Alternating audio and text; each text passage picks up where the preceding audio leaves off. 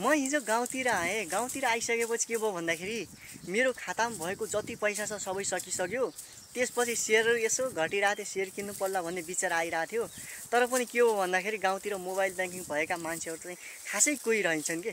अनि त्यसपछि मैले साथीहरूसँग सरहरूसँग सोधेँ, मलाई के भन्छन् पैसा हालिदिनु पर्यो, म तपाईँलाई क्यास दिन्छु भनेर सोधेँ। त्यति बेला धेरै साथीहरूले सरहरूले सोध्नुभयो तपाईँलाई अनलाइनमा पैसा चाहिँ किन चाहिएको हो भने। त्यसपछि मैले भने सेयर किन्नलाई चाहिएको हो भने। त्यसपछि के भयो भन्दाखेरि जति मसँग भेट भइरहेका मान्छेहरू थिए, जतिसँग मैले कुरा गरेँ, त्यसपछि गाउँमा मैले भेटेर जतिसँग मैले पैसा हालिदिनु पर्यो भनेर अनुरोध गरेँ। त्यसपछि के थाहा भयो भन्दाखेरि धेरै मान्छेलाई सेयर मार्केटको बारेमा थाहा रहन्छ क्या। धेरै मान्छेहरूले मलाई सोधे सेयर मार्केट भनेको के हो, यसले कसरी काम गर्छ, के यो जुवा जस्तो खेल हो र अनि यसमा स्क्याम हुन्छ कि भनेर धेरै मान्छेहरूले जिज्ञासा राखे कि।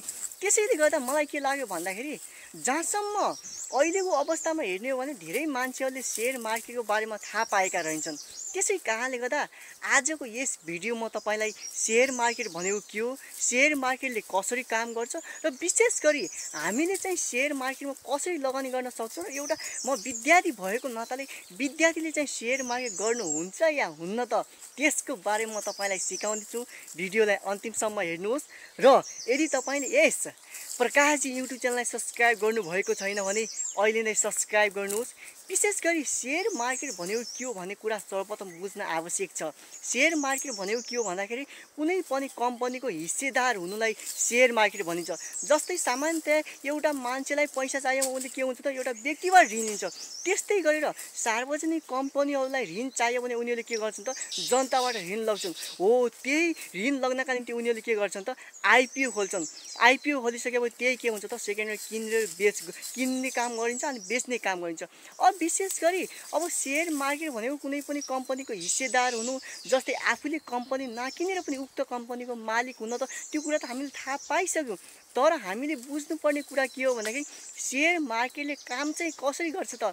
या प्रकाश, मैले सेयर किनिरहेको थिएँ, सेयर घट्यो, मैले जति बेला सेयर बेचिरहेको थिएँ त्यति बेला सेयर बढ्यो भन्ने मान्छेको जिज्ञासा हुन्छ कि। एउटा कुरा के हुन्छ भन्दाखेरि जति बेला धेरै सेयर किन्ने मान्छेहरूको डिमान्ड बढ्दै जान्छ त्यति बेला सेयरको मूल्य बढ्दै जान्छ। तर जति बेला सेलर सेयर बेच्नेको सङ्ख्या बढ्दै जान्छ त्यति बेला सेयर घट्दै जान्छ। सामान्य कन्सेप्ट। तर पनि हामीले बुझ्नुपर्ने कुरा के हो भन्दाखेरि सेयर मार्केटमा मूल्य उतार चढाव त भइरहन्छ। तर विशेष गरी सेयर मार्केटबाट हामीले पाउने मुख्य प्रफिट भनेको के हो भन्दाखेरि लङ टर्ममा इन्भेस्ट गर्दै गर्दाखेरि हामीले बोनस क्यास अर्थात् डिभिडेन्ड पाइरहेका हुन्छौँ। त्यसबाट के हुन्छ भन्दाखेरि लङ टर्ममा चाहिँ प्रफिट हुन्छ। अब विशेष गरी सेयर भनेको के हो, सेयरले कसरी पैसा दिन्छ भन्ने कुरा त बुझिसक्यौँ। तर हामीले चाहिँ सेयर मार्केटमा कसरी लगानी गर्न सक्छौँ भन्ने कुरा बुझ्न चाहिँ अति आवश्यक छ। हुन त म एउटा विद्यार्थी हो, तर पनि एउटा कुरा के हुन्छ भन्दाखेरि हरेक मान्छेको जिज्ञासा के हुन्छ भन्दाखेरि ओहो मसँग पैसा छैन, मैले सेयरमा कसरी लगानी गर्ने र सेयर त एउटा जोखिमको क्षेत्र हो भन्ने हुन्छ कि। तर पनि एउटा कुरा के म तपाईँलाई सजेस्ट दिन्छु भन्दाखेरि तपाईँले प्राइमरी मार्केटमा आइपिओ भन्ने काम पनि गर्न सक्नुहुन्छ। यदि त्यो होइन तपाईँलाई सेयर मार्केटसम्म धेरै ज्ञान छैन भने तपाईँले सेकेन्डरी मार्केटमा म्युचुअल फन्डमा पनि लगानी गर्न सक्नुहुन्छ। अब तपाईँलाई लाग्न सक्छ अब म्युचुअल फन्डमा चाहिँ लगानी गर्न कति पैसा चाहिन्छ। तपाईँले आइपिओ भर्नुहोस् अथवा म्युचुअल फन्डमा लगानी गर्नुहोस्, 1000 रुपियाँ भए पुग्छ क्या। तर अब तपाईँलाई लाग्न सक्छ 1000 रुपियाँ कसरी जम्मा गर्ने। तपाईँले अनावश्यक आफूले खर्च गर्ने केही रिचार्ज घटाएर, केही थोरै नास्ता घटाएर, साथीसँग रमाइलो गर्ने केही थोरै पैसा तपाईँले घटाउनु भयो भने नि तपाईँले 1000 रुपियाँ चाहिँ बनाउन सक्नुहुन्छ क्या। आशा छ आजको यो भिडियो चाहिँ तपाईँको निम्ति धेरै नै उपयोगी भएको छ।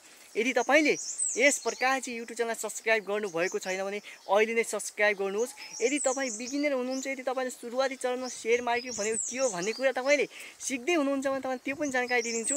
तपाईँले सेयर मार्केटमा कारोबार गर्नको निम्ति पहिले ब्याङ्क एकाउन्ट हुनुपर्छ, त्यसपछि तपाईँले डिम्याट खाता खोल्नुपर्छ र मेरो सेयरमा लगइन गरिसकेपछि तपाईँले आइपिओ भर्न पाउनुहुन्छ।